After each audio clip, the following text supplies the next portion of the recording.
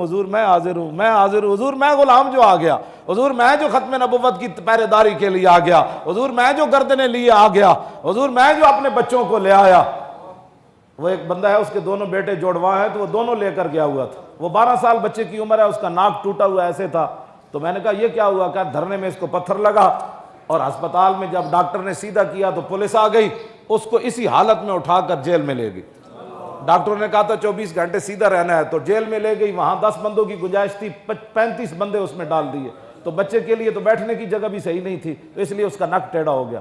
یہ حشر کو ہوگا یہ معلوم۔ ہاں، ٹیڑھیا نک والے بھی آن گے، جبڑے ٹوٹے ہوئے بھی آن گے، خون بہندے انجے آن گے، ہاں جی، گرد انجے گولیاں لگ دی آن گیا۔ اس دن پھر پتہ چلے گا۔ آج بندے نے پتر بنو سارے، ہاں جڑے ظلم تسی کر چکے ہو، تسا کی سمجھے ظلم کوئی نہیں ہویا؟ صرف یہ ہوا کہ مولوی خادم روٹی کہاں سے کھاتا ہے؟ روٹی کا تو میں بتا سکتا ہوں، میں تو 1974 سے حساب دینے کے لیے تیار بیٹھا۔ یہ تو کوئی باتیں کرنے والی۔ اب یہ بیٹھے دیکھیں، ان کو اس کے کپڑے سارے پھاڑ دیے ہمارے راجہ صاحب کے، راول پنڈی کے رہنے والے ہیں، ان کو مار مار کے ان کا حشر کر دیا۔ یہ ہاں جی، انہوں نے آدمویا کر دیتا، پھر بھی ان کی لبیک کی آواز آ رہی تھی۔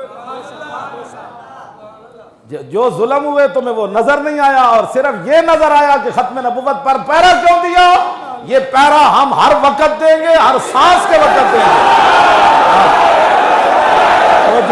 توجہ۔